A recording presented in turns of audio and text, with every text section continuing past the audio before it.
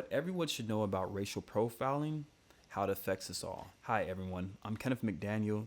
Today, we're discussing racial profiling with a focus on its impact on African Americans and why understanding this issue matters to all of us. To understand racial profiling today, we need to look at its historical roots. The system of racial profiling did not start recently. It has origins in the legacy of slavery and segregation. After slavery was abolished, African Americans continued to face discriminatory practices like Jim Crow laws and redlining. This history of unfair treatment laid the groundwork for modern profiling practices. Racial profiling has deep roots in American history. African Americans have faced discrimination from the time of slavery, which was a brutal system that exploited and oppressed black people on American soil. After the end of slavery, discriminatory practices continued through Jim Crow laws and segregation. Today, the legacy of these injustices still affect African Americans and contribute to modern racial profiling. Racial profiling impact real lives. Studies show that African Americans are more likely to be stopped and searched by police compared to white people. For instance, a 2019 report found that black drivers are 20% more likely to be stopped by police. This unfair treatment creates mistrust and division in our communities. Consider how it feels to be constantly watched or treated unfairly because of your race. This is not just uncomfortable, it's harmful to mental health. A Pew Research Center survey found that 60% of African Americans feel they are treated unfairly based on race. This ongoing stress affects how we feel and interact with the world. When African Americans face unfair treatment, it impacts everyone. For example, if certain groups are more likely to be searched during traffic stops or face discrimination in job markets, it weakens our entire society. A study found that black drivers are 30% more likely to be searched during traffic stops, even though these searches are less likely to find anything. Why this should matter to you? Racial profiling affects more than just those directly targeted. It creates a climate of fear and division that impacts all of us. When any part of our community suffers, it harms society as a whole. We all benefit from a more just and equitable system. So what can we do about it? Start by educating yourself and those around you. Stand up against unfair treatment and support policies that promote equality and justice. Engage in conversations that challenge stereotypes. Every effort counts towards creating a better world for everyone. To sum up, racial profiling is a serious issue that affects African Americans and impacts us all. Recognizing its historical roots and current effect is crucial for making meaningful change. Thanks for watching, and let's work together to build a fair and inclusive society. Few thoughts from me. We all, if you're blessed to have children, you're blessed to have an elderly grandparent or elderly grandfather, you gotta, it's like everyone, Hispanic, Asian, black, white, Jewish, everybody needs to do their part to make sure that those elderly folks are treated correctly and those kids are treated correctly. When you have African American kids that are 3 times more likely to be expelled and 6 times more likely to be suspended, and you're dealing with this from elementary, middle school, high school, and it doesn't stop. It could go on to your second, college, university. It could go on in your workplace. It's no way to get away from it. And I honestly feel like it's getting to the point where it's the elephant in the room. I'm not okay with what I see in California, Los Angeles, California. I'm not cool with not seeing African Americans having jobs. I understand a lot of us probably aren't looking or not applying ourselves. I get that, but then there's another part of us that are, and for some reason it's like the only places that we get hired are places like Allied Security and the lowest of the low. And not knocking anything, but truth be told, we're just as good as everyone else.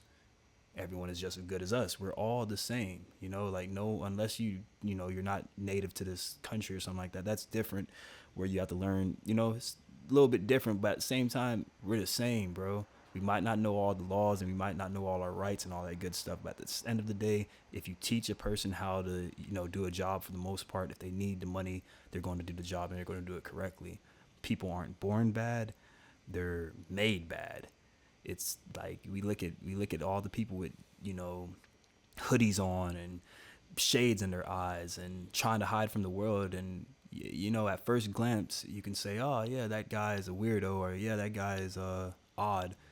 But when you look a little deeper and look at it a little closer, you realize that we share a lot of common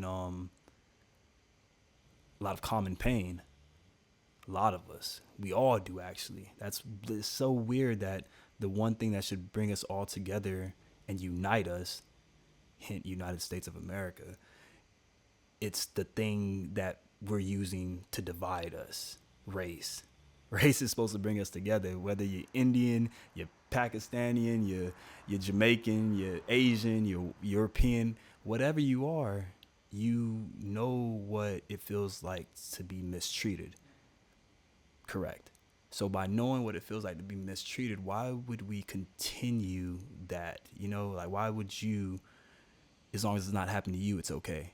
And I'm the first to let you guys know, like, I don't care if I was a billionaire, millionaire, poor, rich, whatever. This is something that's near and dear to my heart because I see it. I face it. Like, I'm facing it every single day. I seen it with my mother. I seen it with my grandfather. I seen it with every generation.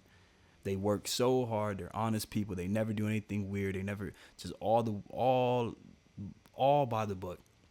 Yet they have the least. That's not okay, bro. It's not okay when I go inside of Popeyes, Taco Bell, McDonald's, Subway, gas station, Ralph's, Vaughn's, where you name it. I go anywhere and I'm only seeing one African American, two at the most. And they're usually like isolated.